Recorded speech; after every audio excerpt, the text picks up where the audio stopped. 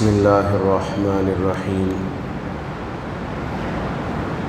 قل یا عبادی الذین اسرفوا علی انفسهم لا تقنطوا من رحمت اللہ ان اللہ یغفر الذنوب جمیعا انہ هو الغفور الرحیم وانیبوا الی ربکم وَأَسْلِمُوا لَهُ مِن قَبْلِ أَن يَأْتِيَكُمُ الْعَذَابُ ثُمَّ لَا تُنصَرُونَ صدق اللہ مولانا العظیم۔ محترم معزز سامعین کرام،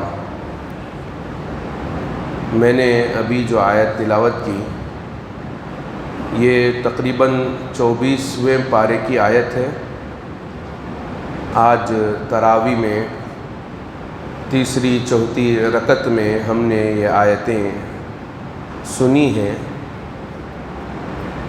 ان آیتوں میں اللہ تبارک و تعالی فرماتے ہیں کہ اے میرے بندوں، قل اے محمد صلی اللہ علیہ وسلم آپ کہہ دیجئے، یا عبادی اے میرے بندوں، الذین اے میرے وہ بندوں جنہوں نے اسرفوا علی انفسہم، جنہوں نے اپنے نفسوں پر ظلم کیا ہے، اپنے نفسوں پر خواہشات کی بنیاد پر گناہ کر کر ظلم کیا ہے۔ لا تقنطوا من رحمت اللہ، وہ اللہ کی رحمت سے مایوس نہ ہو، وہ اللہ کی رحمت سے مایوس نہ ہو۔ ان اللہ یغفر الذنوب جمیعا، بے شک اللہ تبارک و تعالی تمام گناہوں کو معاف کرنے والا ہے۔ انہ هو الغفور الرحیم، بے شک وہ غفور ہے اور رحیم ہے۔ فرماتے ہیں تفسیر ابن کثیر میں لکھا ہے، نبی اکرم صلی اللہ علیہ وسلم نے فرمایا کہ دنیا کی پوری دولت بھی مل جاتی، دنیا اور دنیا کی پوری نعمتیں مل جاتی تو بھی مجھے اتنی خوشی نہیں ہوتی جتنی خوشی کہ اس آیت کے اترنے پر ہوئی، اس لیے کہ یہ آیت آپ صلی اللہ علیہ وسلم کے لیے نہیں، حضرات انبیاء علیہم السلام کے لیے نہیں، بلکہ مجھے اور آپ اور قیامت تک آنے والے مسلمانوں کے لیے آیت اتری، قیامت تک آنے والوں کے لیے، کہ وہ قیامت تک آنے والے بندے جو خواہشات کی بنیاد پر اللہ کی نافرمانی کر بیٹھتے ہیں، اللہ کے احکامات کو پامال کر دیتے ہیں، نبی علیہ السلام کی سنتوں کو توڑ موڑ کر زندگی گزارتے ہیں، انہوں نے جو گناہ جن کا تعلق اللہ تعالی سے ہے، سستی سے نمازوں کو چھوڑ دیا، غفلت میں آ کر روزوں کو چھوڑ دیا، حج فرض ہوا تھا ادا نہیں کیا، روزے فرض تھے لیکن جو ہے روز زکوٰۃ فرض تھا، زکوٰۃ ادا نہیں کیا، تو فرمایا کہ یہ سستی میں، غفلت میں، خواہشات پر چل کر جس نے ظلم کر لیا ہے، لیکن چونکہ ہر بندے کو اللہ کے دربار میں جانا ہے اور جب اللہ کے دربار میں پہنچنا ہے تو ان سب سوالات کے جوابات دینے ہیں، ہر چیز کے بارے میں اللہ کے ہاں باز پرس ہوگا تو اس کا جواب دینا پڑے گا، تو چونکہ جواب دینا ہے اس لیے مرنے سے پہلے اگر وہ بندہ اللہ تعالیٰ کے دربار میں توبہ کرتا ہے، معافی مانگتا ہے تو اللہ تبارک و تعالی اس کے گناہ کو معاف فرما دیتے۔ حضرت ام سلیمہ رضی اللہ تعالیٰ عنہ فرماتی ہیں، میں نے نبی اکرم صلی اللہ علیہ وسلم کو یہ آیت اس طرح سے پڑھتے ہوئے سنا، یہاں پر جو آیت ہے امی جان ام سلیمہ رضی اللہ تعالیٰ عنہ فرماتی ہیں میں نے اللہ کے نبی صلی اللہ علیہ وسلم کو سنا قل یا عبادی الذین اسرفوا علی انفسہم لا تقنطوا من رحمت اللہ ان اللہ یغفر الذنوب جمیعا ولا یبالی. ولا یبالی کا لفظ قرآن میں نہیں ہے، لیکن امی جان حضرت ام سلیمہ فرماتی ہیں کہ میں نے اللہ کے نبی صلی اللہ علیہ وسلم کو یہ الفاظ کہتے ہوئے سنا کہ اللہ کے نبی صلی اللہ علیہ وسلم نے فرمایا ان اللہ یغفر الذنوب جمیعا کے بعد فرمایا ولا یبالی کہ اللہ تبارک و تعالی تمام گناہوں کو معاف فرمائیں گے، اس حال میں کہ اللہ تعالی کو رتی برابر بھی پرواہ نہیں ہوگی. حدیث پاک میں اللہ کے نبی علیہ السلام فرماتے ہیں وَلَوْ بَلَغَ الذُّنُوبُ عَنَانَ السَّمَاءِ اگر تمہارے گناہ زمین سے لے کر آسمان تک بھر جائیں، تمہارے گناہ سمندر کے جھاگ کے برابر کیوں نہ ہوں، اگر کوئی بندہ ندامت کے ساتھ شرمندگی کے ساتھ معافی مانگتا ہے، توبہ کرتا ہے، زبان پر استغفار ہوتا ہے اور دل میں ندامت ہوتی ہے اور پکا عزم ہوتا ہے کہ آئندہ یہ گناہ نہیں کروں گا. توبہ زبان سے توبہ کر لینے کا نام توبہ نہیں ہے کہ بندہ جو ہے توبہ بھی کر رہا ہے مسجد میں بیٹھ کر اور پھر باہر جاتا ہے تو پھر وہ وہی گناہ میں ملوث ہے، وہی گناہ کر رہا ہے، وہی خواہشات پر چل رہا ہے. تو فرمایا کہ یہ توبہ نہیں ہے بلکہ یہ تو کذاب ہے، یہ تو جھوٹا آدمی ہے، یہ تو جھوٹا آدمی ہے. بلکہ فرمایا کہ ایسا بندہ جو مسجد میں بیٹھ کر توبہ کرتا ہے اور بازار میں جاتا ہے تو پھر وہی غلطی کرتا ہے، یعنی ادھر توبہ کر رہا ہے ادھر غلطی کر رہا ہے، تو فرمایا کہ یہ بندہ اللہ تعالی سے مذاق کر رہا ہے، اللہ تعالی سے مذاق کر رہا ہے. پھر توبے کا مطلب کیا ہے؟ توبے کا مطلب یہ ہے کہ سب سے پہلے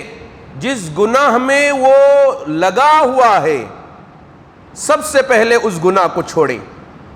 سب سے پہلے اس گناہ سے علیحدہ ہو جائیں، جدا ہو جائیں. اور دوسرے نمبر پر فرمایا زبان سے استغفار ہو، اللہ سے معافی مانگے، توبہ کرے اور دل میں ندامت ہو، دل میں ندامت ہو. اور چوتھی چیز فرمایا کہ آئندہ پکا عزم کریں کہ آئندہ اس قسم کا گناہ میں ہرگز نہیں کروں. تو یہ چار چیزیں کے ساتھ جو بندہ دعا کرتا ہے، جو توبہ کرتا ہے، اسے توبہ کرنا کہتے ہیں. لیکن کرنا تو ہے. لوگ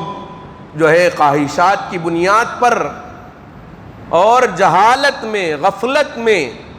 بہت سارے ایسے کام کر بیٹھتے ہیں جن سے توبہ کرنا لازمی ہے، ضروری ہے. لیکن کسی کے ذہن میں یہ بات ہرگز نہ آئے کہ اللہ ہمارے گناہوں کو معاف کرنے والے نہیں ہیں، یا اللہ تعالی اتنے بڑے گناہ ہیں ہمارے کہ اللہ ہمارے گناہوں کو معاف نہیں کریں گے. فرمایا کہ یہ مایوسی ہے، اللہ کی رحمت سے مایوس ہونا کفر ہے، اللہ کی رحمت سے مایوس ہونا کفر ہے. اور اسی وجہ سے اللہ تبارک و تعالی یہ آیت اتاری قل یا عبادی الذین اسرفوا علی انفسہم لا تقنطوا من رحمت اللہ، کہ لوگوں جنہوں نے اپنے آپ پر ظلم کر رکھا ہے وہ اللہ تعالی سے اور اللہ کی رحمت سے مایوس نہ ہو بلکہ اللہ سے معافی مانگیں. ان اللہ یغفر الذنوب جمیعا، کہ اللہ تبارک و تعالی تمام گناہوں کو معاف کرنے والا. اور اللہ تمام گناہوں کو معاف کریں گے، کسی قسم کی پرواہ نہیں ہوگی۔ حدیث پاک میں آتا ہے، تنبیہ الغافلین میں لکھا ہے اس آیت کی تفسیر میں کہ حضرت محمد صلی اللہ علیہ وسلم کے دربار میں ایک بندہ آیا، رو رہا تھا، اتنا رو رہا تھا کہ وہ اللہ کے نبی صلی اللہ علیہ وسلم کے دربار میں آنے سے پہلے ہی باہر کھڑے ہو کر رو رہا ہے۔ تو حضرت عمر رضی اللہ تعالیٰ عنہ سے اس کی ملاقات ہوتی ہے۔ حضرت عمر رضی اللہ تعالیٰ عنہ ماجرا پوچھتے ہیں کہ کیا ماجرا ہے، کیا معاملہ ہے؟ تو وہ سارا واقعہ سناتا ہے۔ جب واقعہ سناتا ہے تو حضرت عمر بھی رونے لگتے ہیں اور روتے ہوئے اللہ کے نبی صلی اللہ علیہ وسلم کے دربار میں آتے ہیں۔ جب اللہ کے نبی کے دربار میں آتے ہیں تو اللہ کے نبی صلی اللہ علیہ وسلم حضرت عمر کے رونے کو دیکھ کر پوچھتے ہیں کہ کیا وجہ ہے کہ آپ رو رہے ہو؟ تو حضرت عمر عرض کرنے لگتے ہیں، نبی جی باہر دربار میں آپ کے ایک بندہ کھڑا ہے اور وہ رو رہا ہے، اس کے رونے نے مجھے رلا دیا۔ آپ علیہ السلام نے اس بندے کو دربار میں طلب فرماتے ہیں، وہ بندہ اندر آتا ہے، کہتا ہے کہ رو رہا ہے، اتنا رو رہا ہے۔ تو اللہ کے نبی پوچھتے ہیں، فرماتے ہیں کہ کیا بات ہے، کیوں اتنا رو رہے ہو؟ تو وہ کہتا ہے کہ نبی جی مجھ سے بہت بڑا گناہ ہوا ہے، بہت بڑا گناہ ہوا ہے۔ تو اللہ کے نبی علیہ الصلاۃ والسلام فرماتے ہیں کہ کیا تو نے شرک کیا ہے؟ کہتا ہے کہ نہیں۔ اللہ کے نبی علیہ السلام فرماتے ہیں کیا تو نے کسی کا قتل کیا ہے؟ کہتا ہے کہ نہیں۔ نبی جی میرا گناہ اس سے بھی بڑا ہے۔ پھر آپ علیہ الصلاۃ والسلام فرماتے ہیں پھر تو اللہ تبارک و تعالیٰ تمہارے گناہ کو معاف فرمائیں گے۔ لیکن وہ کہنے لگتا ہے کہ نبی جی میرا گناہ اس سے بھی زیادہ بڑا ہے۔ کہنے لگتا ہے کہ کیا تیرا گناہ زمین سے لے کر آسمان، کیا تیرا گناہ سمندر سے بھی زیادہ بڑا ہے؟ وہ کہنے لگتا ہے کہ اے نبی جی میرا گناہ سمندر سے بھی بڑا ہے، میرا گناہ زمین سے لے کر آسمان تک جتنی مسافت ہے اس سے بھی بڑا گناہ ہے۔ پھر اللہ کے نبی پوچھتے ہیں کیا تیرا گناہ اللہ کے عرش سے بھی بڑا ہے؟ وہ کہتا ہے کہ ہاں اللہ کے عرش سے بھی بڑا ہے۔ پھر اللہ کے نبی علیہ السلام اس سے فرماتے ہیں کہ کیا تیرا گناہ اللہ اور اللہ کی رحمت سے بھی بڑا ہے؟ وہ کہتا ہے کہ باری تعالیٰ اللہ کی رحمت سے میرا گناہ بڑا نہیں ہے، اللہ کی رحمت بڑی ہے۔ تو اللہ کے نبی صلی اللہ علیہ وسلم فرماتے ہیں تب تو اللہ تعالیٰ تیرے گناہ کو معاف فرما دیں گے۔ اللہ کی رحمت بڑی ہوتی ہے، وسیع ہوتی ہے۔ حضرت مولانا عبدالحی رحمت اللہ علیہ فرماتے ہیں کہ اللہ کی رحمت ہمارے گناہوں کے مقابلے میں اتنی بڑی ہے کہ اگر ایک پرندہ سمندر میں آ کر چونچ مارے اور چونچ میں جو پانی لے جو پانی لے تو وہ پانی کی جو مقدار ہے اس مقدار کا مقابلہ سمندر سے اگر کیا جائے تو سمندر کا جتنا پانی ہے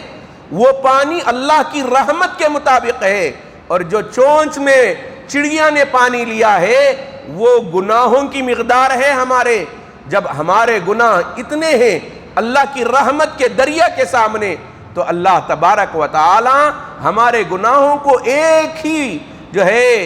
پچھاڑ میں ہمارے گناہوں کو صاف کر رکھ دیں گے، معاف کر رکھ دیں گے۔ فرماتے ہیں سمندر میں عام طور پر ہر علاقے کے اندر، چاہے وہ ہندوستان کا سمندر ہو، چاہے وہ بیرون ممالک کے سمندر ہو، چاہے وہ بحر اعظم ہو، عام طور پر جو لوگوں کی گندگیاں ہوتی ہیں، غلاظت ہوتی ہے، وہ ساری گندگی غلاظت سمندر میں چھوڑ دیا جاتا ہے۔ لیکن جو ہے اللہ نے سمندر کو اتنا وسیع بنایا ہے، پورے انسانوں کی گندگی سمندر میں جاتی ہے، اور ایک پچھاڑ اور ایک جو ہے طوفان آتا ہے اور ایک جو ہے جھٹکا آتا ہے، تو اس ایک جھٹکے سے ساری گندگی کو صاف کر دیتا ہے، پاک کر دیتا ہے، ساری گندگی صاف ہو جاتی ہے۔ تو فرمایا جیسے سمندر میں پورے انسانوں کی گندگی ملتی ہے اور سمندر کا پانی ساری گندگی کو صاف کر دیتا ہے، ویسے رب کعبہ کی رحمت اتنی وسیع ہے کہ آدمی کے سارے گناہوں کو اگر اس میں رکھ دیا جائے، ڈال دیا جائے، تو سارے انسانوں کے گناہوں کو اللہ تبارک و تعالی ایک ہی پچھاڑ میں صاف کر رکھ دیں گے، پاک کر رکھ دیں گے۔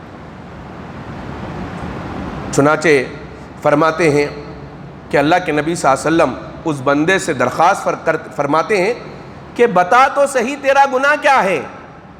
بتا تو صحیح تیرا گناہ کیا ہے۔ تو وہ بتانے لگتا ہے، کہتا ہے کہ نبی جی میں کفن چور تھا،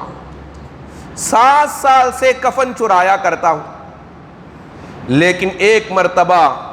ایک انصار کی جوان لڑکی خبر میں دفنائی گئی، میں نے حسب معمول کفن چرانے کے لیے اس کے قبر کو کھودا، قبر کو کھود کر میں نے کفن تو چرا لیا اور چرا کر آگے جا رہا تھا، لیکن شیطان مجھ پر حاوی ہو گیا، شیطان مجھ پر مسلط ہو گیا۔ اس آیت کی تفسیر میں، تفسیر ابن کثیر میں لکھا ہے کہ شیطان اللہ تعالی سے درخواست کرتا ہے، کہتا ہے کہ پروردگار عالم، حضرت آدم کی وجہ سے مجھے جنت سے نکالا گیا ہے، حضرت آدم کی وجہ سے مجھے جنت سے نکالا گیا ہے،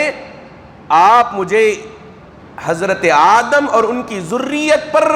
غالب ہونے کا موقع عنایت فرمائیں۔ تو اللہ تعالیٰ فرماتے ہیں جا، جتنے اولاد آدم ہوں گے، یعنی جتنے انسان ہوں گے، اتنی تیری بھی ذریت ہوگی۔ شیطان کہتا ہے کہ مولا مجھے اور زیادہ کیجئے، اور زیادتی کیجئے، بڑھائیے۔ تو اللہ تعالیٰ فرماتے ہیں جا، میں تجھے انسانوں کے سینے کو تیرا مسکن بنا دوں گا، اور انسانوں کے خون کے رگوں میں تو خون جیسے چلتا ہے ویسے چل سکے گا، یعنی وساوس، ویسے شیطان انسان کے خون کے رگوں میں جیسا خون چلتا ہے ویسے اپنا وسوسہ داخل کرتا ہے، اپنے وسوسے سے اسے حملہ کرتا ہے۔ تو اللہ نے موقع دیا، تو حضرت آدم علیہ السلام نے بھی اللہ تعالیٰ سے درخواست کی کہ مولا اگر اتنی اسے وسعت دے دی گئی ہے شیطان کو، تو پھر میری ذریت، پھر میری اولاد آپ کے غضب سے بچ نہیں سکے گی۔ تو اللہ تعالیٰ فرماتے ہیں کہ اے آدم،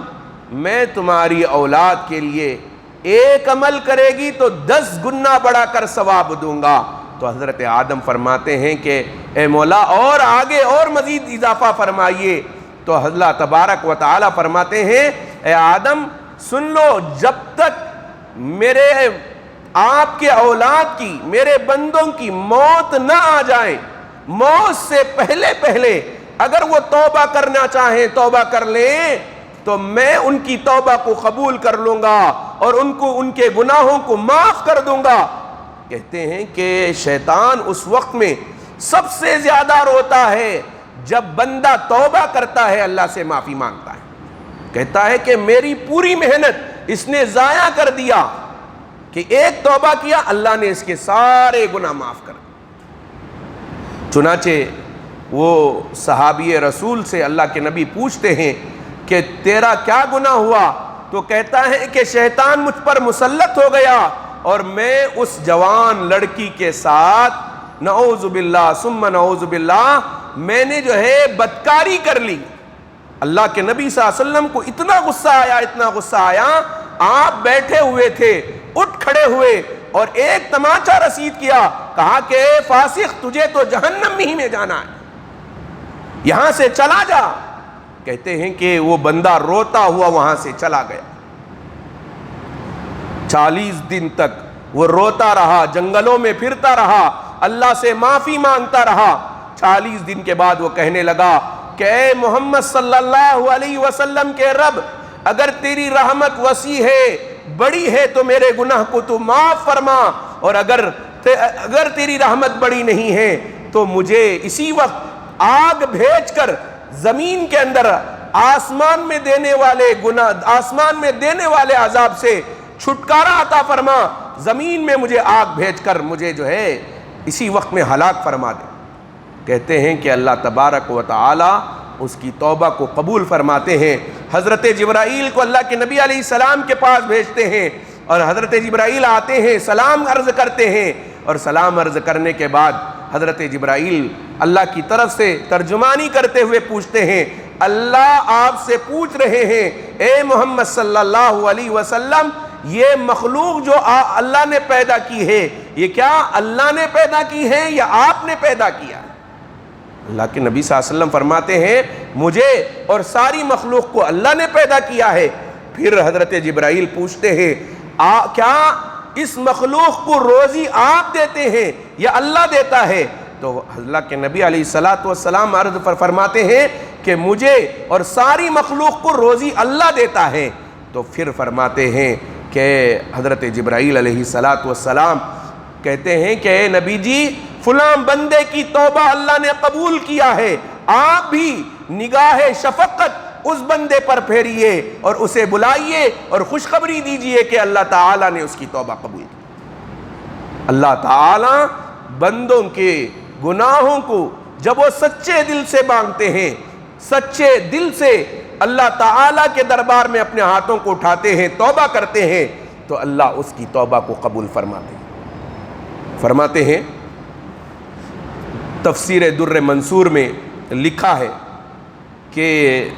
یہ آیت اس وقت میں اتری, قل یا عبادی الذین اسرفوا علی انفسہم, جبکہ حضرت وحشی رضی اللہ تعالیٰ ابھی ایمان میں داخل نہیں ہوئے تھے, اور انہوں نے حضرت حمزہ رضی اللہ تعالیٰ آپ کے جو چچا تھے, آپ کے چچا کو شہید کیا تھا غزوہ احد میں. حضرت حمزہ کو حبشی جو ہے ہندہ کا غلام تھا, ہندہ نے کھلا اعلان کیا تھا, کہا تھا کہ اگر تم حضرت حمزہ کو مار دو گے, شہید کر دو گے, تو میں تمہیں آزاد کر دوں گی, میں تمہیں آزاد کر دوں گی. اس آزادی کے چکر میں کہتے ہیں کہ وحشی ایک چٹان کے نیچے چھپ کر بیٹھ گئے. ان کا بالکل سارا فوکس حضرت حمزہ تھی. وجہ یہ تھی کہ حضرت حمزہ جنگ بدر میں مشرکین کو چن چن کر مارا تھا, اور بڑے بہادر صحابی تھے حضرت حمزہ رضی اللہ تعالی. ایسے بہادر تھے کہ فرماتے ہیں مکے کے اندر مشرکین جب مسلمانوں پر ظلم کیا کرتے تھے, اور آپ کے ایمان لانے کا قصہ آپ نے سنا ہوگا کہ ایک مرتبہ نبی علیہ السلام کعبۃ اللہ میں بیٹھ کر لوگوں کو دین کی بات بتا رہے تھے. ابو جہل نے اللہ کے نبی علیہ السلام کے ساتھ بڑے بدتمیزی کے ساتھ پیش آیا, بہت برا بھلا کہا. تو کہتے ہیں کہ آپ اس وقت میں خاموش آ گئے تھے. حضرت حمزہ شکار کرنے کے لیے گئے تھے, کچھ جو ہے شکاری جانور اپنے کندھوں پر رکھ کر واپس آ رہے تھے, تو ان کی باندی نے کہا تھا کہ کیا تھوڑی دیر پہلے تم آ جاتے تو تم دیکھتے تمہارے بھتیجے کے ساتھ ابو جہل نے جو برتاؤ کیا, وہ برتاؤ کو تم دیکھتے. اتنا برا بھلا کہا ہے کہ محمد صلی اللہ علیہ وسلم بڑے شرمندگی کے ساتھ کعبۃ اللہ سے اپنے دار ارقم کی طرف چلے ہیں. تو کہتے ہیں کہ حضرت حمزہ کو غصہ آیا. ابو جہل جو کہ مشرکین کا سردار تھا, اسلام کا بڑا دشمن تھا, کہتے ہیں حضرت حمزہ رضی اللہ تعالیٰ سیدھے گئے. آپ کی عادت تھی لوگوں سے بات کرنے کی, لیکن بات نہیں کیا, سیدھے کعبۃ اللہ میں گئے, اور مشرکین وہاں پر پورے کے پورے بیٹھے ہوئے تھے, اور وہاں ابو جہل بھی بیٹھا ہوا تھا. میں یہ بتانا چاہ رہا ہوں حضرت حمزہ کی قوت اور طاقت اور بہادری اور آپ کی شجاعت، کہ کہتے ہیں کہ سیدھا گئے اور جا کر ایک ایسا تماچا مارا ابو جہل کو، جو کہ مکے کا سردار ہے، ایسا تماچا مارا کہ زخمی ہو گیا، اور مشرکین حضرت حمزہ پر ٹوٹ پڑنے گئے۔ اتنے میں ابو جہل نے کہا کہ نہیں نہیں حمزہ کو چھوڑ دو، معلوم ہوتا ہے کہ یہ بھی بددین ہو گیا، اور میں نے ان کے بھتیجے کے ساتھ بہت برا سلوک کیا ہے۔ یعنی کسی کی ہمت نہیں ہوئی حضرت حمزہ پر حملہ کرے، حضرت حمزہ کے ساتھ جو ہے برا سلوک کریں۔ حضرت حمزہ نے اسی وقت میں کہا کہ میں اسی جگہ اعلان کرتا ہوں کہ محمد عربی صلی اللہ علیہ وسلم جو کہتے ہیں وہ سچ کہتے ہیں، اور میں بھی ان کے خدا پر ایمان لایا۔ ایسی طاقت والے حضرت حمزہ رضی اللہ تعالیٰ جنگ احد کے میدان میں جب جو ہے وحشی نے دیکھا تو فوراً برچھا لے کر مارا، نیزہ لے کر مارا، جس کی وجہ سے حضرت حمزہ رضی اللہ تعالیٰ عنہ شہید ہو گئے۔ پھر ہندا نے آپ کے ٹکڑے ٹکڑے کیا، ٹکڑے ٹکڑے کر کر ہار بنا کر اپنے گلے میں ہار ڈالا حضرت حمزہ کے اعضا کے ٹکڑے کا، اور کلیجہ نکال کر منہ میں چبا کر تھوک دیا۔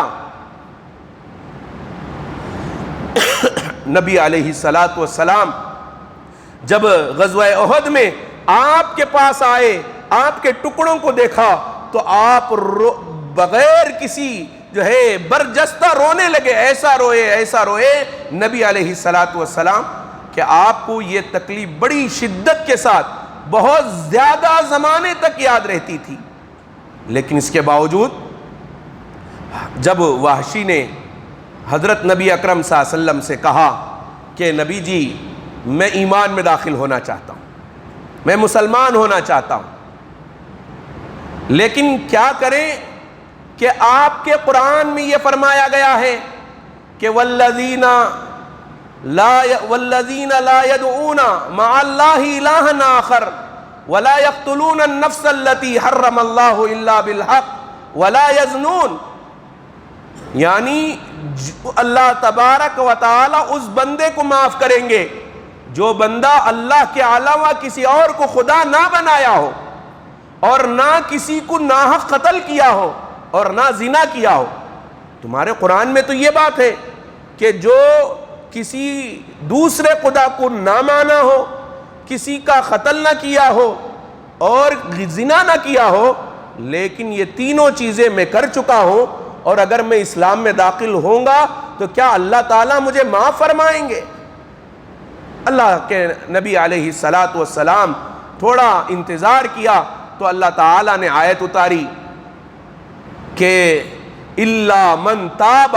وآمن وعمل عملا صالحا فاولئک یبدل اللہ سیئاتہم۔ اللہ تعالیٰ نے دوسری آیت اتاری جس میں کہا کہ نہیں، اللہ جو بندہ قتل کر چکا ہو، شرک کر چکا ہو اور بدکاری کر چکا ہو، لیکن اس کرنے کے بعد وہ توبہ کر لے، معافی مانگ لے اور نیک اعمال کرے تو اللہ تبارک و تعالیٰ اسے معاف کر دیتے ہیں۔ تو جیسے ہی آیتیں اتری تو حضرت وحشی پھر دوبارہ خط لکھا، کہا کہ نبی جی اس میں یہ کہا گیا ہے کہ توبہ کرنے کے بعد نیک اعمال کریں،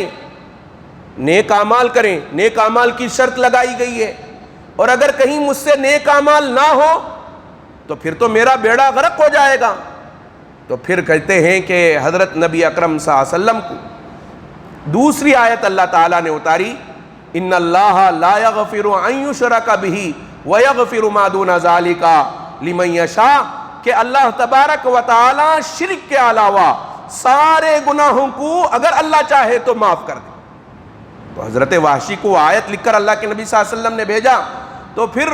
وحشی نے جواباً خط یہ لکھا کہ اے نبی جی اس میں تو یہ کہا گیا ہے کہ اللہ اگر چاہیں تو مغفرت کریں گے، اور اگر اللہ نہ چاہیں گے تو مغفرت نہیں کریں گے۔ تو پھر اللہ تبارک و تعالیٰ نے آیتیں اتاری، قل یا عبادی الذین اسرفوا علی انفسہم لا تقنطوا من رحمت اللہ ان اللہ یغفر الذنوب جمیعا چنانچہ کہتے ہیں کہ جب یہ آیتیں اتری تو حضرت وحشی آئے اللہ کے نبی صلی اللہ علیہ وسلم کے پاس، اور آپ علیہ السلام کے سامنے آ کر اپنے دست مبارک کو آگے بڑھایا، بیعت کیا اور مسلمان ہو گئے۔ اللہ کے نبی علیہ السلام کو اتنی تکلیف حضرت حمزہ کے قتل سے، جو کہ ٹکڑے ٹکڑے کر دیا گیا تھا، تو اللہ کے نبی صلی اللہ علیہ وسلم نے اس کے اسلام کو تو قبول کر لیا، لیکن فرمایا کہ اے حبشی، تم اگر میرے سامنے ہو تو مجھے میرے چچا کی یاد تازہ ہو جائے گی، تو تمہارے لیے میری طرف سے درخواست یہ ہے کہ تم میری نگاہوں کے سامنے آیا نہ کرو۔ تو کہتے ہیں کہ حضرت وحشی اس کے بعد بالکل آپ کی نگاہوں کے پیچھے رہا کرتے تھے، اور حتی الامکان یہ کوشش کرے کہ جس طرح سے مجھ سے ایک اتنا بڑا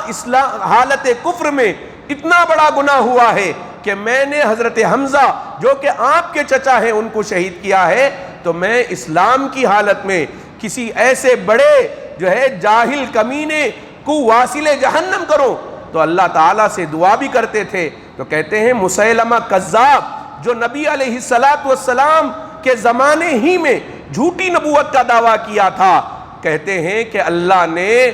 اسلام کی حالت میں حضرت وحشی کو، مسیلمہ کذاب کو واصل جہنم کرنے کی توفیق عطا فرمائی۔ تو حضرات علماء نے فرمایا کہ ختم نبوت کا معاملہ اتنا بڑا معاملہ ہے کہ اللہ کے نبی صلی اللہ علیہ وسلم کو وحشی نے زمانے کفر میں، زمانے جاہلیت میں جو نقصان اور جو تکلیف پہنچائی تھی، اس سے کہیں زیادہ فائدہ مسیلمہ کذاب کو واصل جہنم کر اللہ تعالیٰ کے نبی صلی اللہ علیہ وسلم کو ٹھنڈک پہنچائی۔ بہرکیف اللہ تبارک و تعالی بندوں سے خطاب کرتے ہیں کہ اے میرے بندوں، یا عبادی، حضرات مفسرین نے لکھا ہے کہ اللہ یہاں چاہتے تو یہ کہتے اے گنہگاروں، اے نافرمانوں، لیکن اللہ نے کیا فرمایا؟ اے میرے بندوں، اے میرے بندوں، یا عبادی، اے میرے بندوں جنہوں نے اپنے اوپر ظلم کیا ہے، اپنے اوپر زیادتی کی ہے، وہ آئیں میرے دربار میں، آئیں معافی مانگیں۔ رمضان کا مہینہ ہے، اعتکاف کے ایام چل رہے ہیں، ان ایام میں ہم اللہ سے اپنے اپنے گناہوں کی معافی مانگیں، اللہ تعالیٰ معاف کرنے کے لیے تیار ہیں۔ انہ هو الغفور الرحیم، بلکہ اللہ غفور ہیں۔ غفور کہتے ہیں اللہ تعالیٰ قرآن مجید میں کم سے کم غفور الرحیم، غفور کو رحیم کے ساتھ تقریباً 70 پر 5 مرتبہ بیان فرمایا۔ 70 پر 5 مرتبہ پورے قرآن میں اللہ تعالیٰ نے غفور کو رحیم کے ساتھ بیان فرمایا۔ غفور، غافر، غفار، اللہ غفار بھی ہے، اللہ غافر بھی ہے، اللہ غفور بھی ہے۔ حضرات مفسرین نے بیان فرمایا غافر کہتے ہیں اس خدا کو جو خدا لوگوں کے گناہوں کو میدان محشر میں لوگوں کی نظر سے چھپا کر اللہ تعالیٰ چھپا دیتے ہیں۔ میدان محشر میں لوگوں کی نظروں سے مومنوں کے گناہوں کو چھپانے والے کو غافر کہتے ہیں۔ تو اللہ تبارک و تعالیٰ میدان محشر میں سارے لوگوں کے سامنے لوگوں کے گناہوں کو ظاہر نہیں کریں گے، ستر پوشی کا معاملہ کریں۔ اور غفار کہتے ہیں اس خدا کو جو میدان محشر میں فرشتوں سے بھی ان کے گناہوں کو چھپا دے۔ جو فرشتے گناہوں کے لکھنے والے ہیں، نام اعمال کے لکھنے والے ہیں، ان فرشتوں سے بھی گناہوں کو چھپا دے، اسے غفار کہتے ہیں۔ اور غفور اس خدا کو کہتے ہیں، اس ذات کو کہتے ہیں جو ذات مومنوں کے دل سے ان کے گناہوں کے کڑھن اور ان کے گناہوں کے علم اور تکلیف کو نکال دے، اسے غفور کہتے ہیں۔ وہ غفور اللہ تبارک و تعالی ہے۔ تو ایسے غفور ہے، تو ایسے غفور کے اس دربار میں ہم اپنے ہاتھوں کو اٹھا کر اللہ سے معافی مانگے۔ رمضان کا مبارک مہینہ چل رہا ہے اور آنے والے ایام میں اعتکاف کیا جانا ہے، تو میری گزارش یہی ہے کہ ہم میں سے کوئی بندہ یہ دعویٰ نہیں کر سکتا کہ ہمارے گناہ نہیں ہیں۔ ہم میں سے ہر ایک خود جانتا ہے کہ کون کتنے پانی میں ہے، کون کتنے گناہ کر رکھا ہے، کتنی برائیاں کر رکھا ہے، تو اللہ تعالیٰ بلا رہے ہیں مجھے اور آپ کو، تو آئیں ہم سب مل کر توبہ کریں، ہم سب مل کر اللہ تعالیٰ سے معافی مانگیں، اپنے گناہوں کی معافی مانگیں۔ اگر حقوق العباد سے متعلق ہے تو جو حقوق العباد سے متعلق چیزیں ہیں، یعنی کسی کی زمین ہم نے قبضہ کی ہے، کسی کا مال ہڑپا ہے، کسی کو تکلیف پہنچائی ہے، تو ہم جا کر ان سے معافی مانگیں، توبہ کریں اور ان سے درخواست کریں کہ ہمیں معاف کر دیں، اور جو حقوق اللہ سے متعلق ہے وہ اللہ تعالیٰ کی دربار میں ہاتھ اٹھا کر معافی مانگیں۔ اللہ تعالیٰ سارے گناہوں کو معاف کرنے کے لیے تیار ہے۔ اللہ تعالیٰ سے دعا ہے اللہ تبارک و تعالیٰ ہم سب کو عمل کرنے کی توفیق عطا فرمائے۔ آمین وآخر دعوانا ان الحمدللہ رب العالمین۔ سبحان اللہ بحمدہ۔